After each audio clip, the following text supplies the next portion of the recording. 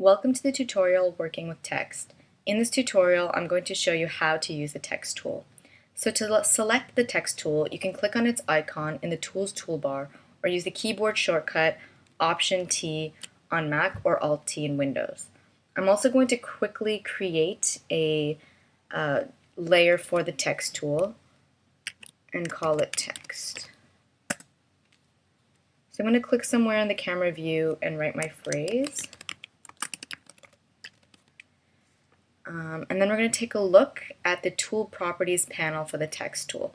So as you can see, the font that I currently have selected is Arial, and the reason I chose this font is because if I selected another font, sometimes not all the options are available for that font, but with Arial, I know for sure all the options in the Tools Property panel are available.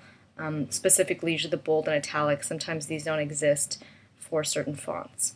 So as you notice, if I press bold and italics, it hasn't changed the font of the phrase that I currently have in my camera view. So if you actually want to change these font styles, you have to highlight your phrase using the text tool, and then you can use the bold and italics and have that apply. And then once again, if you decide to change your font to something that doesn't have those styles available, then they'll automatically be removed from your font. So this font, Karate, does not have bold and italics, and currently this phrase is neither bolded or italicized. So in order to see how the alignment works, I'm going to actually divide that into two lines and make it a bit maybe more staggered so it's more obvious between the two lines. So once again, the same thing applies. You have to highlight the complete text to have the alignment. The four types of alignment work, and most people are familiar with these from text editing programs. There's the left, center, and right aligned, or the justified. Actually, I'm going to bring this back to left.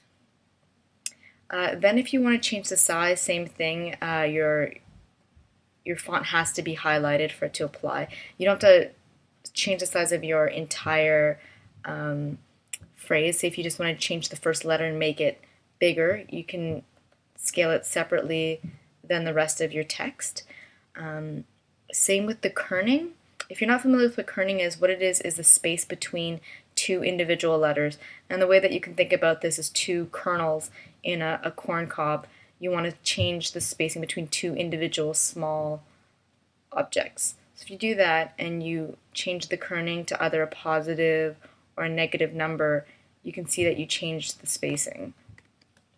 A way to cheat the tracking, which is the space between each of the characters of an entire phrase, is to highlight your entire phrase and then change the kerning, which is essentially changing what we call the tracking. Another thing that you can do is click on the auto kerning. This option will basically kern or track your phrase with information about the font. So when a font is originally created, there's a certain amount of spacing between the characters that looks good to the eye and the person who originally designed the font, and that kind of information is available to be programmed with the font. So if you want to auto kern, you can check that option.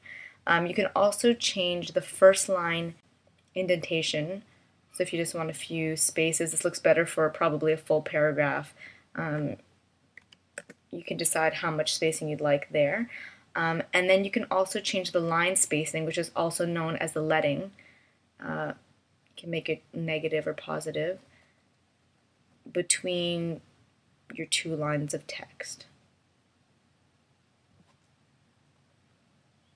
So apart from the text tool, you can also use the select tool to manipulate your text. So if you select all of your text, you can scale it by holding down Shift and Alt Option. You can scale it from the center. If you actually, let's undo that actually, and then if you actually pull your box, you can stretch,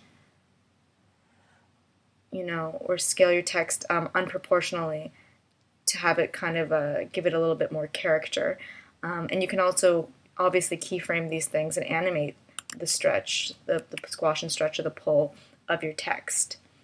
Also, if you want to manipulate the characters individually, you can do this by breaking the text apart. What you do is you'd select it with the select tool, and then you'd go to the top menu and select drawing, convert, break apart text layers.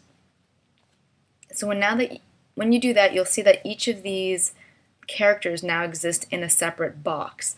So what that means is you can take a character and you can squash it and stretch it, you can scale it, you can do all sorts of things to it without affecting the other text.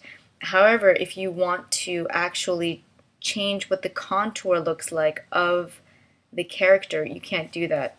I selected the contour editor tool and I can't select any of the characters.